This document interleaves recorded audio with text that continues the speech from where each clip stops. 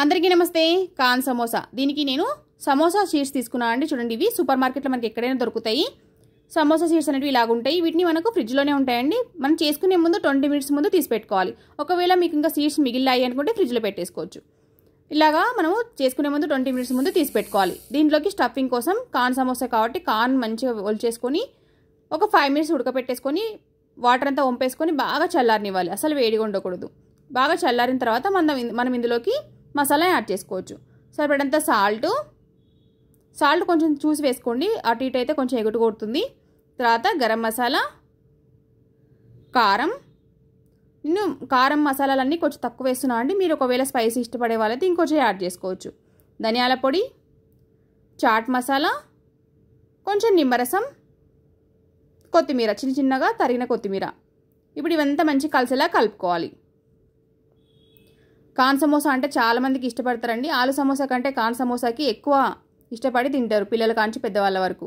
మా ఇంట్లో కూడా కాన్ సమోసా అంటే చాలామందికి ఇష్టం అండి. ఇలాగ ప్లెయిన్ కాన్ కాకుండా కొంచెం చీజ్ యాడ్ చేసి చూడండి, చాలా రుచిగా ఉంటుంది. ఇలాగ చీజ్ మన క్యూబ్స్ ఉంటాయి కదా, అవి తురుముకొని ఇందులోకి వేసేసుకోవచ్చు. ఇలా వేసి పక్కన పెట్టేసుకోండి. తర్వాత షీట్స్ చూడండి తీసుకొని ఇలాగా ఫోల్డింగ్ అనేది చాలా ఈజీ అండి. ఒక 2 టైమ్స్ మనం చూసామనుకోండి మనకు అర్థమైపోతుంది.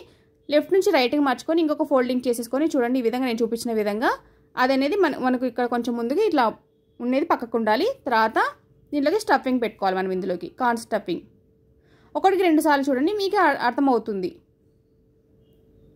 ఇలాగ పెట్టేసుకొని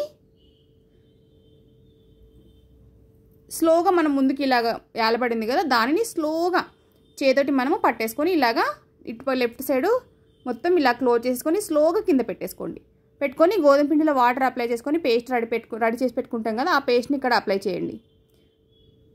మంచిగా అప్లై చేసుకొని దీన్ని క్లోజ్ చేయాలి. ఇప్పుడు ఏమవుతుందంటే మనం ఆయిల్లో వేసినా విడిపోకుండా మంచిగా వస్తుంది సమోసా షేప్ అనేది. చూడండి ఎంత మంచిగా ఉందో కదా. మనకి అప్పటికప్పుడు చేసుకోవాలి, మనకి ఇంటికి ఎవరైనా బంధువులు వచ్చినా ఇలా ఈజీగా చేసేసుకోవచ్చు అండి. షీట్స్ కింద మనకి ఇంట్లో ఉంటే అవైలబుల్గా ఫాస్ట్ కూడా అయిపోతుంది. అలాగే ఇంకోటి కూడా చూపిస్తున్నా చూడండి, మీకు ఐడియా వస్తుందని. లెఫ్ట్ నుంచి రైట్కి ఇట్లా ఫోల్డ్ చేసుకొని మళ్ళీ ఇంకొకటి మళ్ళీ ఇలా ఫోల్డ్ చేసుకోవాలి.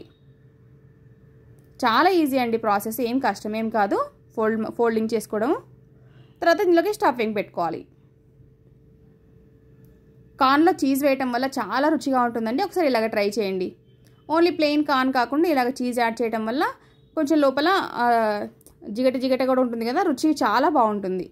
చీజ్ మెల్ట్ అయిపోయి చాలా రుచిగా ఉంటుంది. వేడి చేసాక అంటే మనం ఆయిల్లో రోస్ట్ చేస్తాం కదా, రోస్ట్ చేసాక చీజ్ అనేది మెల్ట్ అవుతుంది, కాన్కి పట్టుకొని ఉంటుంది కాబట్టి చాలా రుచిగా ఉంటుంది. పిల్లల కాంచి పెద్దవాళ్ళ వరకు ఇష్టపడి తింటారు. ఇది కూడా ఫోల్డింగ్ చూడండి, ఇలాగే చాలా ఈజీ ఫోల్డింగ్ చేసుకోవడం. ఇలాగ అన్ని చేసేసుకోండి. మనకి సమోసాకి ఆయిల్ అనేది చాలా ఎక్కువ హీట్ కావద్దు, మీడియం హీట్లో ఉన్నప్పుడే మనం వేయించుకోవాలి. మీడియం హీట్లో వేయించుకోవడం వల్ల చాలా క్రిస్పీగా మంచిగా వేగుతాయి. అదే మీరు హై ఉన్నప్పుడు వేసేస్తే సమోసా పైన లేయర్ కాలుతుంది, లోపల లేయర్ కాలదు, పచ్చిగా ఉండిపోతుంది. కాబట్టి మీడియం హీట్లోనే స్లోగా నిదానంగా టర్న్ చేసుకుంటూ రోస్ట్ చేసుకోవాలి గోల్డెన్ కలర్ వచ్చేంత వరకు. చూడండి గోల్డెన్ కలర్ వచ్చినాయి.